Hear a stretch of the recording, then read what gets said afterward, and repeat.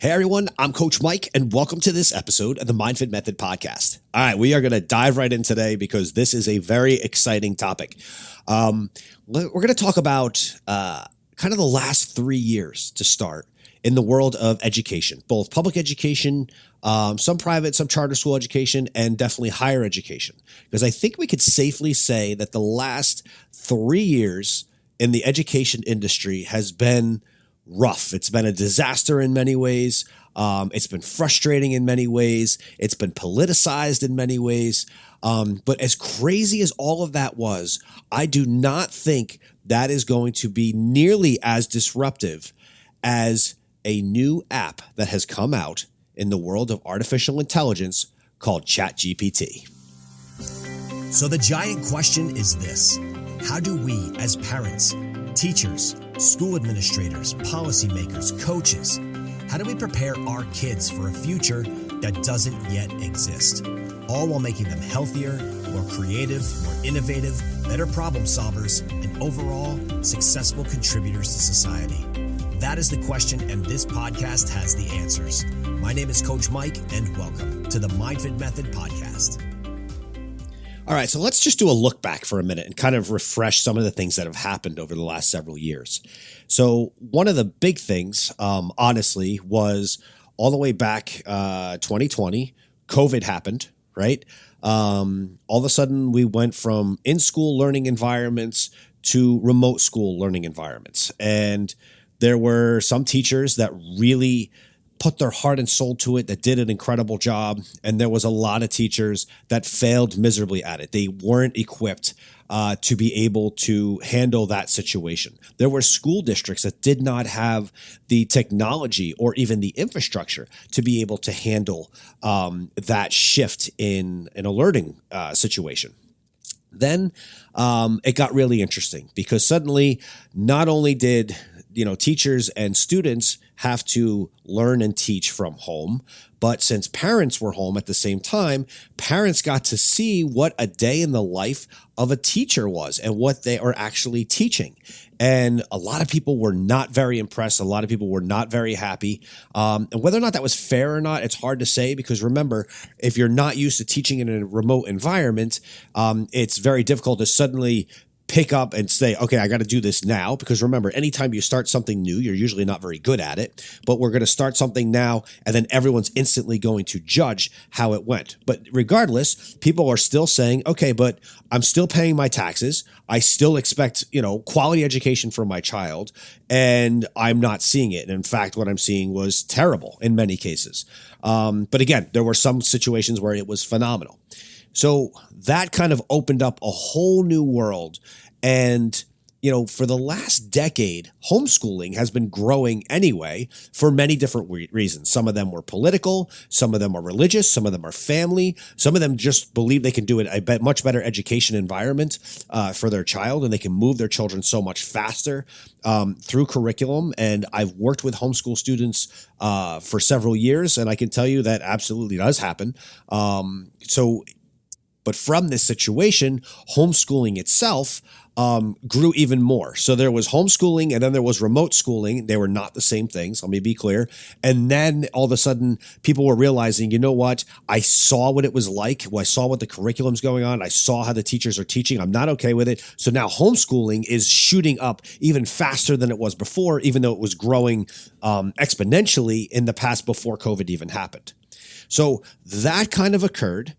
And then, you see this in the news all the time of all these students and groups that are begging for student loan forgiveness on the higher education side, because everyone's saying that, I spent $50,000 a year or $200,000 for a bachelor's degree that I can do nothing with. There's no return on the investment. I did not acquire any skills while I was in school. And at the same time, companies, big tech companies like Apple, Google, Facebook are all coming out and saying, yeah, we don't care if you have a degree. We only care if you can do X. And if you can do X and you can do it well because you have this skill, then we don't care if you have a degree. So suddenly the value of a higher education degree has drastically diminished, and the perception of a higher education degree has diminished.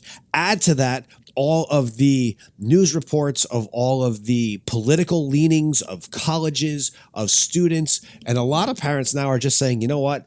I don't think this is what's right for my child. I heard a great story not too long ago of a parent who has two kids, and one of their kids is a director of social media marketing at a pretty big company.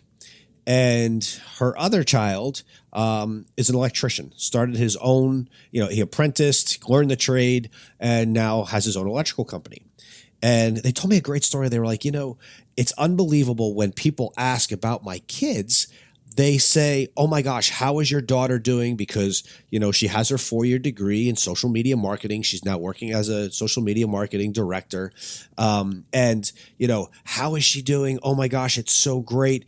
And then when they talk about her son and they ask about her son, they're like, oh, it's just such a shame that he didn't go to school to have something to fall back on. And I'm sure he'll do okay as an electrician.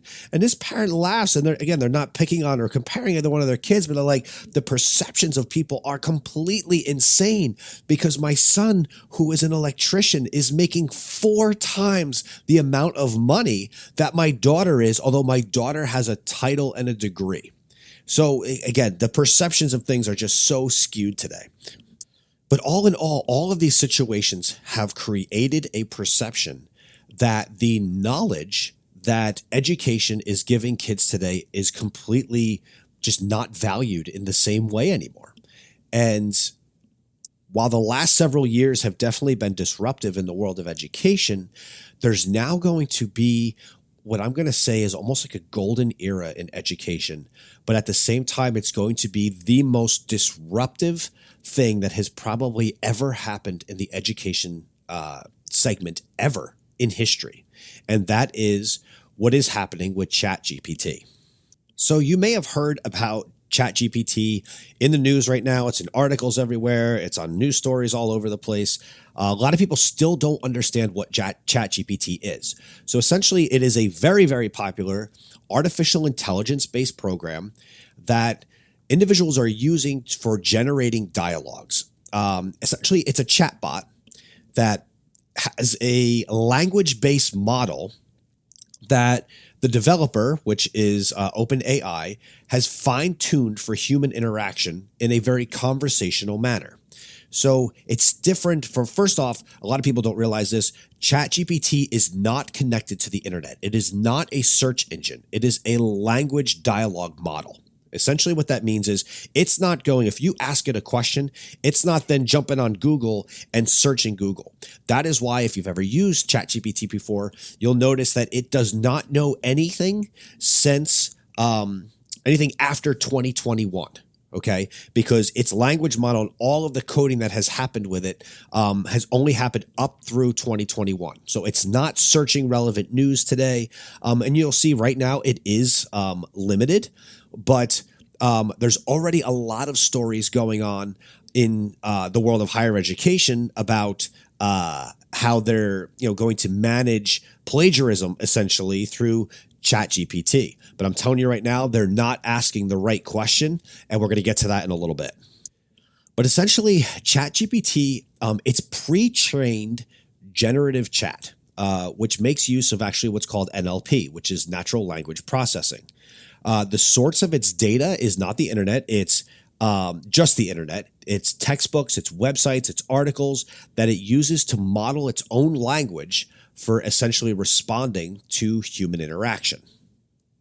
Now, currently, we are in the 3rd iteration or GPT-3 model. So it is very early on what's happening. But the growth of what is going on with ChatGPT is like nothing we have ever seen in history. Let me explain what I mean. So usually when you come out with a new product, you get these test groups, you get these early adopters that start utilizing it. Even if you go back to the iPhone, Steve Jobs was looking for the early adopters to start incorporating the iPhone into their lives.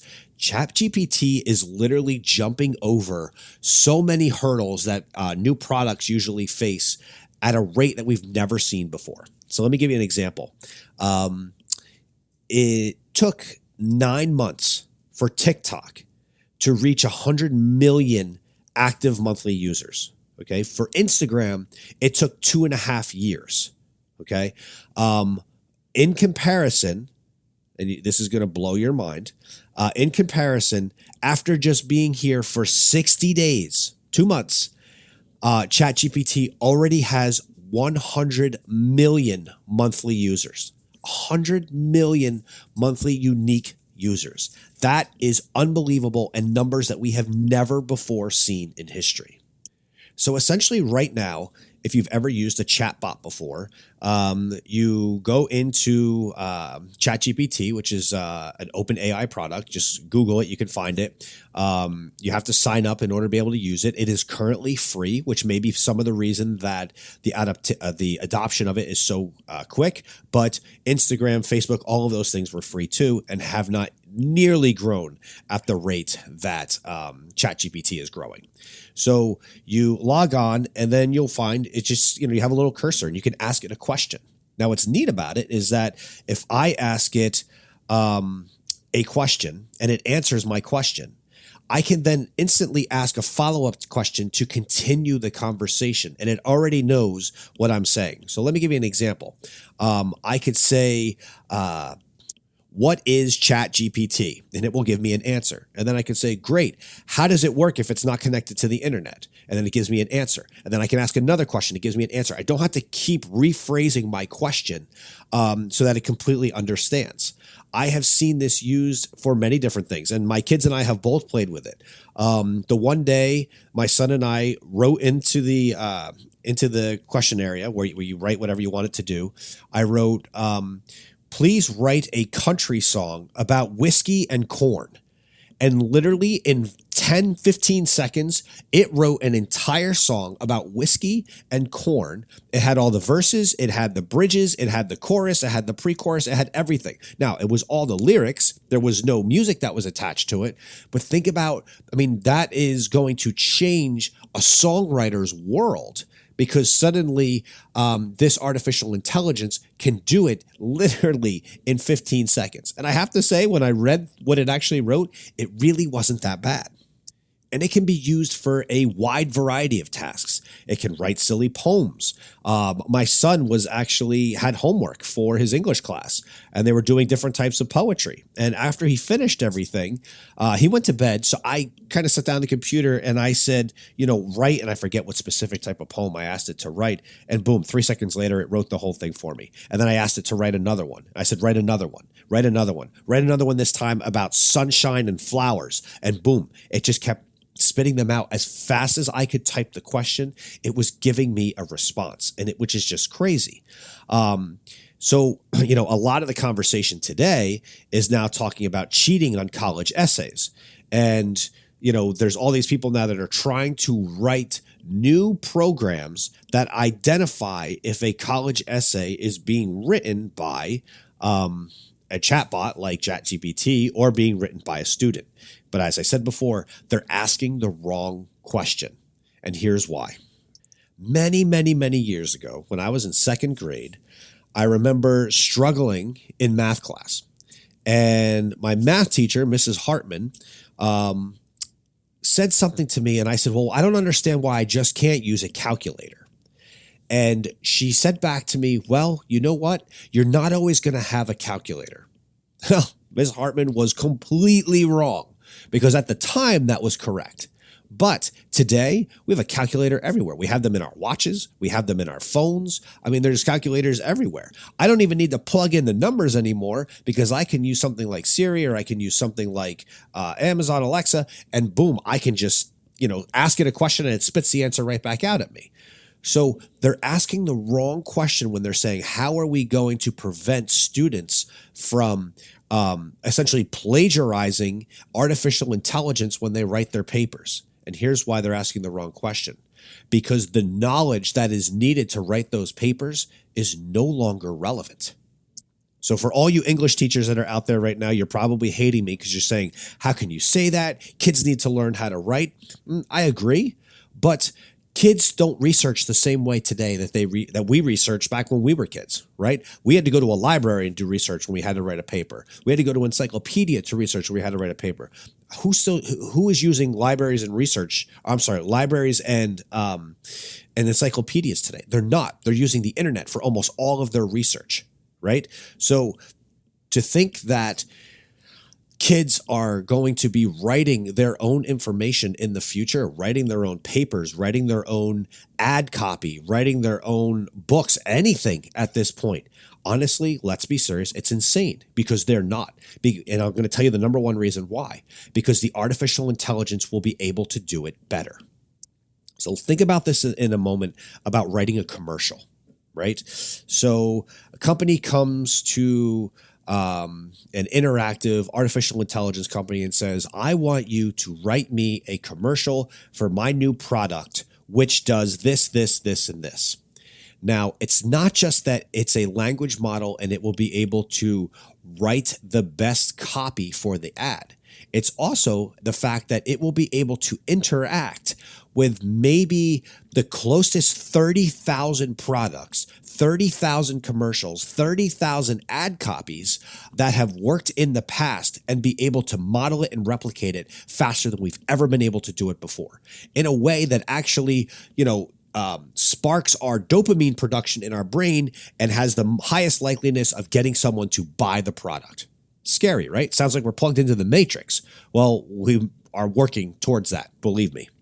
But right now with ChatGPT 3, we are limited on the inputs and the outputs. So essentially to communicate with artificial intelligence, or with ChatGPT to be specific on this type of app, the only way that we're communicating with it right now is by typing in our question, and then it is typing a response back to us. But we already have voice-activated technology for everything. Again, Siri, Alexa, Google, all of those things. We have all that voice-activated technology.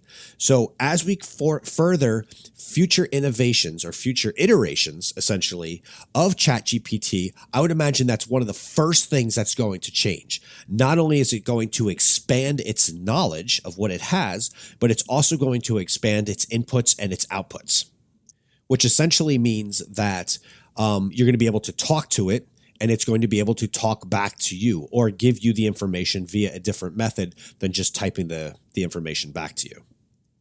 But think about this. If it can write books, if it can write poems, if it can write ad copy, if it can write college essays, and it can do it better than any human can, wouldn't you say that that is probably one of the most disruptive things in the world? So essentially what the question that colleges should be asking is not how do we prevent students from plagiarizing artificial intelligence? The question is, what are we going to do now that the knowledge that we are giving students is no longer valuable? Because that is exactly where we are going, because a machine or an artificial intelligence interface can answer any question and write everything better in just a few years than any human can. So is this terrifying? Yes, of course it's terrifying because it's completely different, and it's going to allow things like quantum computing. It's going to allow things like nuclear fusion, because this technology is going to figure out the problems that we as humans haven't figured out. Now, you're probably thinking, okay, so what's the downside of that? Well, there's not. And I do believe there's going to be almost what you would call like a golden age. Alex Hormozy, in one of his recent podcasts, kind of talked about this. There's going to be a golden age that winds up coming from this. But with these golden ages, and with, when you suddenly cure diseases that we've never been able to cure before, how does that affect economies? Because we have entire industries that are dependent upon sick people, including the healthcare industry. And I think if we think about, I remember the Jetsons growing up as a kid, right? For those of you that remember watching that cartoon, they had their robot that did like all their house cleaning and stuff like that. And I think we kind of thought that that is what we'd already have by this point, right? We'd have all these robots that did all these things for us, which sounds really great. But before you have the robot, you have to have the artificial intelligence. Well, we already have the robots. If you guys have ever watched the videos from Boston Dynamics, what their robots could do, they could do parkour, they can lift up heavy objects, they never get tired, they just need a quick recharge. Like, it's insane. They're doing backflips off of platforms. It's crazy. So we already have the robots. But now, because of the world of ChatGPT, now we've developed the artificial intelligence as well. So what's going to happen is those worlds are going to merge together. And suddenly you are going to have robots that have artificial intelligence. This literally sounds like Skynet from the Terminator movies to me. And yes, it is terrifying. So the question becomes, in the education sector, how is this going to change everything? And believe me, it is going to change everything. And the first question that's probably coming to everyone's mind is, in the next few years, will teachers become completely irrelevant? And that is a real possibility. It could be 3 years, it could be 5 years, it could be 10 years. But yes, teachers will probably become irrelevant for several reasons. Number one, if artificial intelligence can teach kids better using the learning style that that child specifically uses, whether they're a visual learner, whether they're an auditory learner, whether they're a reading learner, whatever it is, and they can identify exactly what that child needs and then prescribe the exact type of education that that child will most likely learn at the fastest pace, yes, teachers will become completely irrelevant. Artificial intelligence doesn't call in sick. You don't need to find substitutes. In fact, you don't even need a building anymore because students can learn it all at home. And if you ask most students today, most students feel that they learn more in 5 minutes of YouTube than they learn in 6 hours of school. So this will be adopted by younger generations so fast because there are in many ways they already have viewed education as not really having any value to begin with. So this is going to completely change the education world in ways that we've never seen before. And that's at the young school level. College could literally become almost irrelevant outside of just a few industries because it is going to change what jobs are needed in the world because artificial intelligence is absolutely going to take people's jobs, but it's probably not going to take the ones that you think. Because again, if we go back to that, thinking about the Jetsons, they had that robot that was doing all their cooking, their cleaning, all of those things. But again, you need that interface. The first jobs that this technology is going to replace are actually not blue-collar jobs that require that mechanical lifting work. Because they don't have the interfaces yet. It is going to take away white collar jobs. It's going to take away accountants because if artificial intelligence can just look at every single number that a company has and then boom, derive everything it needs from it with a few spreadsheets in just a few minutes, you're not going to need accountants. Go to the education side. You're not going to need teachers, and artificial intelligence is going to be able to teach it faster. You might not even need doctors. Right? Because if you think about how medicine is practiced, it's an if-then process, right? If you have this system, if you have this symptom, then you may have this. Unless you have this, like it's a checklist. Medicine uses a checklist process. Artificial intelligence can do that instantly and probably diagnose you better because it can look at the last 60,000 cases that just came in with someone with your symptoms and be able to identify in 18 seconds what exactly you have and what the best course of treatment is. If you're an author, if you're a writer, if you work in marketing and sales media, all of those jobs are going to be affected by artificial intelligence in ways we've never, ever imagined. And I'm not talking about like pie in the sky things where we're talking 20 years, 30 years from now. I'm talking probably in the next 36 months, 5 years, 10 years max. The entire world is going to be different. So kids that are in school today, I mean, we've always said that, how do you prepare kids for a future that doesn't yet exist? Well, the rate of which the future is going to come at us due to artificial intelligence is going to be faster than anything we've ever seen before. Knowledge itself is going to have a completely different value because there will be no value in memorizing knowledge when it's instantly at your fingertips. We're already at that to a point now with things like Google because I can just look up anything I need to know. I don't need a mechanic to fix my snowblower anymore because the belt breaks on my snowblower. All I literally have to do is jump on YouTube and 5 seconds later, someone posted a video of how to do this.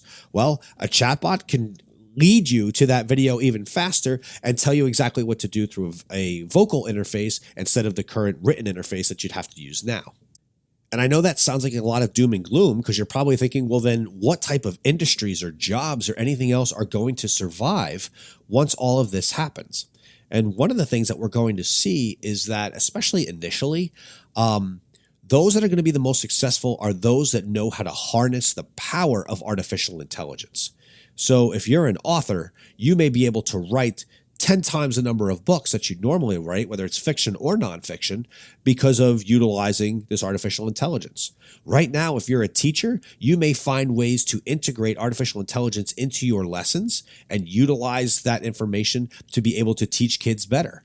If you're a doctor, you may be able to write in what someone's symptoms are with their entire background and be able to get more information out of artificial intelligence than you can out of looking through as many medical journals as you can read in 12 hours. But now you can do it in 18 seconds. So it's going to be those that are able to harness the power of this artificial intelligence initially that are going to succeed and actually thrive in this.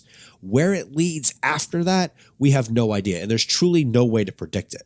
But what I can tell you is the CEO of OpenAI, who created ChatGPT, his name is Sam Altman. He is already looking at things that 10 years down the road are going to create universal basic income, because it's going to replace so many jobs. AI, in his opinion, could actually generate enough wealth in 10 years to give every adult in the United States $13,500 a year. And he just wrote an essay on this called Moore's Law for Everything. And he was actually quoted recently as saying, this is his quote, "My work at OpenAI reminds me every day about the magnitude of the socioeconomic change that is coming sooner than most people believe. Software that can think and learn will do more and more of the work that people do now." So, I mean, essentially, he knows that this technological breakthrough is going to replace millions and millions of people's jobs. And they're already looking at what a UBI or universal basic income would need to be because of all of this. That is insane. It is absolutely insane. This is actually going to possibly change the way that capitalism actually works, because so much of the work that humans have done for so long is going to be completely replaced. And I'm not talking about work that's just from a factory standpoint, because a lot of those factory jobs have either been outsourced or they've now been replaced by robots. I'm talking about jobs that actually require thinking, creation of content. This is something that we've never, literally ever seen before. So guys, stay tuned on this. Do yourselves a favor. If you start to see these articles about ChatGPT and how it's going to change things, read them, because this is going to impact everyone in a very small amount of time, whether it's in the healthcare, the housing, the education world, starting a company. It's going to affect everything going forward.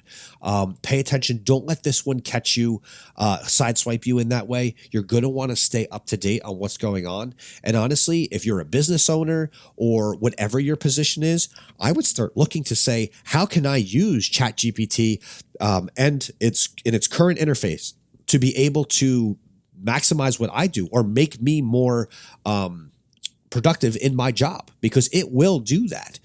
Don't be afraid of these things. You're going to have to dive in and use it, because it is not going away. Again, after just 60 days, it already has 100 million users, and this is absolutely going to change the world. Hey everyone, I hope you guys like this episode. Don't forget, as scary as all this artificial intelligence stuff is, your brain is still a supercomputer, and you can harness and even enhance what your brain can do going forward. If you haven't gotten your free copy of the MindFit Method, go to themindfitmethod.com and pick up your free book. Until next time, everybody, have a great day.